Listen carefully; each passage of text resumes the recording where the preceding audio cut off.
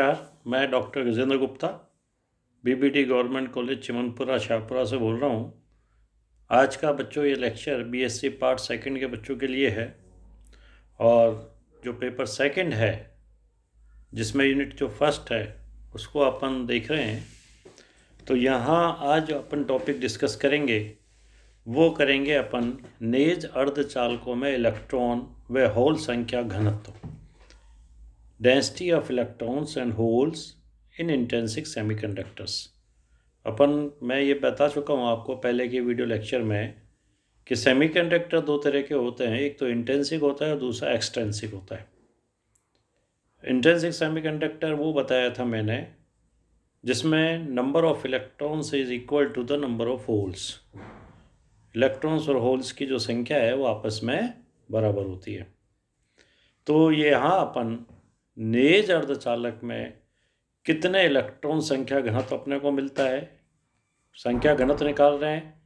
तो एकांक आयतन से संबंधित उपस्थित इलेक्ट्रॉनों की संख्या निकालेंगे तो वो इलेक्ट्रॉनों की संख्या घनत्व कहलाएगा। और अगर होलों के लिए बात करें तो एकांक आयतन में उपस्थित होलों की संख्या निकालेंगे तो वो होल संख्या घनत्व कहलाएगा। तो सबसे पहले अपन इलेक्ट्रॉन संख्या घनत्व के यहाँ निकालते हैं। दोनों केस यहाँ अपन डिस्कस करेंगे वन बाई वन। इलेक्ट्रॉन संख्या घनत्व को निकालने के लिए आप जानते हैं कि मुक्त इलेक्ट्रॉन सन्निकटन में एकांक आयतन में ऊर्जा E व E+d के मध्य क्वांटम अवस्थाओं की संख्या निम्न प्रकार से बताई जाती है।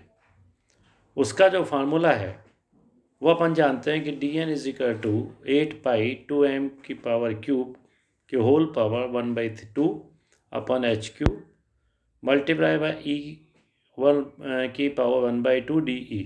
यह इसको समीकरण 1 से Ni e की पावर 1/2 dE के द्वारा बता सकते हैं। E वो एनर्जी लेवल है जहां अपन संख्या घनत्व निकालना चाह रहे हैं इलेक्ट्रॉन का। Ni एक कांस्टेंट है और इस कांस्टेंट का मान अपन ने यह निकाल के बताया है कि जहां इलेक्ट्रॉन का m का मान रख दें, h का मान रख दें, उस केस में अपने पास ये मान 6.82 × 10⁻27 आता है, which is a constant. Fermi Dirac statics के अनुसार अपन जानते हैं कि Fe का मान जो है 1/e⁻⁰ जैसा कि यहाँ समीकरण 2 में बताया है छात्रों। इस हिसाब से अपन फर्मी डिराक स्टैटिक्स के अनुसार किसी एनर्जी की प्रायिकता को अपन डिफाइन कर सकते हैं। अगर ऊर्जा स्तर E और E+d के मध्य क्वांटम अवस्थाओं में इलेक्ट्रॉनों की संख्या का मान अगर निकाले अपन तो उसको dN = Fe × multiply by capital DN के द्वारा बता सकते हैं। Fe और dN का मान रख देंगे तो अपने को समीकरण 3 मिलती है। समीकरण 1 व 2 में दोनों को आपस में मिलाते हैं या समीकरण 1 में इनका मान रखते हैं 1 और 2 से समीकरण 3 में, तो उस केस में अपने को फर्दर इक्वेशंस आ जाती है। लेकिन इससे पहले मैं ये बता दूं आपको, जो एक साकले साइंटिस्ट था जो सेमीकंडक्टर पर वो काफ़ी काम किया उसने, साकले के अनुसार चालन बैंड का न्यूनतम स्तर Ec पर होता है, वह उससे कम ऊर्जा वाले स्तर जो है वो वर्जित ऊर्जा अंतराल में स्थित होते हैं। यहाँ चालक बैंड और वैलेंसी बैंड का मैंने यहाँ थोड़ा सा स्ट्रक्चर नीचे बनाया है, आप चाहो तो इसको देख सकते हो। तो साकले ने जब ये बात बताई तो उसने कहा कि जहाँ अपन एनर्जी लेवल E ले रहे हैं उसकी जगह अपने को E-EC लेना चाहिए, है ना, उसकी बातों से। इसलिए E की पावर 1/2 जो था उसकी जगह अपन E-EC की होल पावर 1/2 अपन रखेंगे उस फार्मूले में, ऊपर जो फार्मूला है अपने। और इससे समीकरण 3 अपने को नीचे जैसा लिखा है वैसे अपने को प्राप्त हो जाएगा कि N = इंटीग्रेशन ऑफ dN, चालन बैंड में इलेक्ट्रॉनों की संख्या घनत्व आ गया टोटल।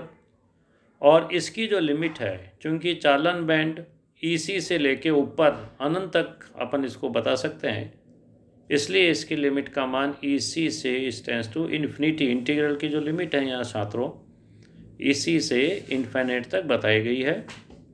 और ये इसका इंटीग्रेशन अगर अपन करें तो यहाँ एक बात ध्यान में रखी है, क्योंकि E जो है EF से बहुत ज़्यादा होता है, फर्मी एनर्जी लेवल की जो एनर्जी उससे, this will be very very greater than 1। इसलिए जहाँ जो इक्वेशन में 1 आ रहा था उसको अपन नेगलेक्ट कर देते हैं और इसलिए अपने को ये समीकरण n is equal to integration of EC to raise to power infinity NI bracket E minus EC के power 1/2 DE upon E raise to power E minus EF bracket बंद अपॉन KT। ये अपने को इलेक्ट्रॉन संख्या घनत्व मिलता है।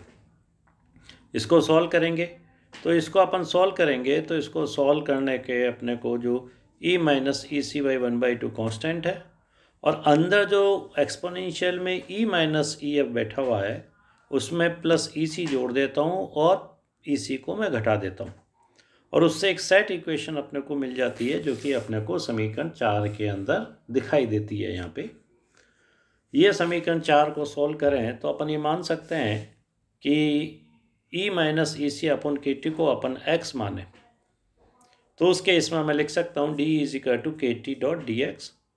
और अगर लिमिट की बात करें जो इंटीग्रेशन पे लग रही है, अगर E का मान EC के बराबर है तो उस केस के अंदर जो लिमिट है वो अपने पास 0 आ जाती है और E का मान इन्फिनिट है तो लिमिट इन्फिनिटी आ जाती है। इसलिए समीकरण 4 में जो लिमिट्स आ रही हैं वो अब लिमिट्स बदल कर 0 टू इन्फाइनाइट हो जाएगी जैसा कि मैंने यहाँ बताया है।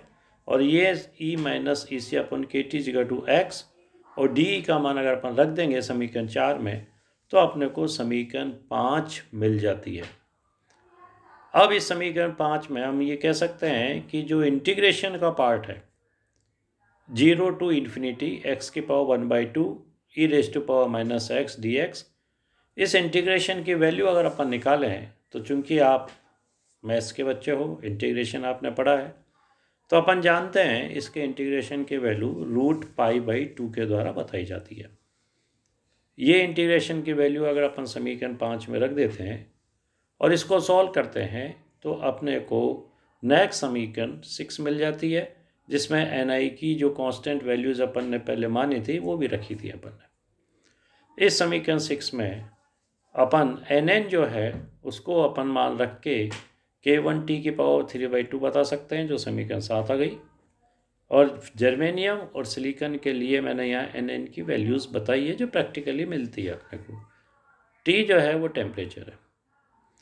अगर अपन देखें कि EC माइनस EF को अपन EC माइनस EF की वैल्यू रख देंगे तो वो क्या आ जाएगी EV प्लस EC/2 और इसको सॉल्व करेंगे तो ये आ जाती है समीकरण 8 डेल्टा EG/2 जो band gap energy band gap कहलाता है। ये EG मतलब संयोजकता बैंड और चालन बैंड के बीच का जो डिफरेंस है जो एनर्जी लेवल है उसको अपन डेल्टा EG के द्वारा बताते हैं। समीकरण 8 को अगर काम में लें समीकरण 6 में तो अपने पास समीकरण 9 मिल जाती है n is equal to small n is equal to capital is equal to NN E raise to power minus delta EG upon 2KT। ये इलेक्ट्रॉन संख्या घनत्व आ जाता है जो अपन निकालना चाह रहे थे। इसी तरह से अब अपन दूसरा केस देखते हैं जिसमें होल संख्या घनत्व को अपने को छात्रों को निकालना है। तो होल संख्या घनत्व के बारे में अपन ये कह सकते हैं कि संयोजकता बैंड में जो EV है वो उच्चतम स्तर पर होता है। EV मतलब वैलेंस बैंड की एनर्जी लेवल तथा विभिन्न क्वांटम अवस्थाएं EV से कम ऊर्जा स्तर की ही होगी जैसा कि मैंने पहले EV का और EC का जो एनर्जी लेवल का डायग्राम बनाया है उसमें भी बता रखा है। अतः EV को आधार मानते हुए अगर क्वांटम अवस्थाओं के घनत्व के सूत्र 1 में E रेज टू पावर 1/2 के स्थान पर शाखले के अनुसार EV माइनस E की पावर ब्रैकेट बंद 1/2 अगर लें अपन, क्योंकि EV सबसे टॉप में रहता है तो कोई भी एनर्जी लेवल होगा वो इससे नीचे ही आएगा तो इसलिए उसका मान EV माइनस E अपन बता सकते हैं। चूंकि इलेक्ट्रॉनों के लिए हम प्रायिकता का मान F ही मान चुके हैं और अधिकतम प्रायिकता का मान जैसा कि अपन जानते हैं छात्रों 1 होता है, इसलिए अपन कह सकते हैं कि होलों की जो प्रायिकता है उसका मान जो है 1 माइनस F ही होगा। अतः ऊर्जा E से E प्लस D के मध्य क्वांटम अवस्थाओं में होल संख्या समीकरण 3 की तरह अगर अपन निकालें तो उसको अपन dP is equal to bracket 1 minus FE bracket बंद मल्टीप्लाई बाई DN के द्वारा बता सकते हैं। यहाँ DN की वैल्यू रख दी गई है और उसके बाद यहाँ एफ ई की वैल्यू रख दी गई है और इसको अपन ने सॉल्व किया है।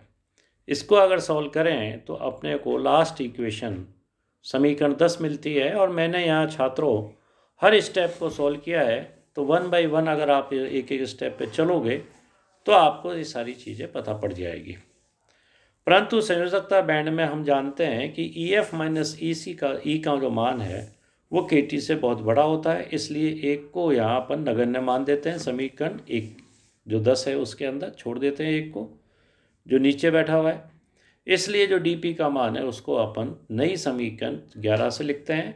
एक्सपोनेंशियल टर्म को ऊपर ले जाते हैं तो वो माइनस में बदल जाती है। अब अगर समीकरण 11 के बाद की स्थिति का बात करें अपन, तो संयोजकता बैंड में होल संख्या घनत्व का मान निकालें, तो चूंकि अपन ने देखा यहाँ पे पहले वाले पेज पे अगर आप देखो तो जो एनर्जी लेवल बना हुआ है वो अपने टोटल जो एनर्जी लेवल है अपन ने ये माना है कि माइनस अनंत से लेके प्लस अनंत तक हो सकते हैं।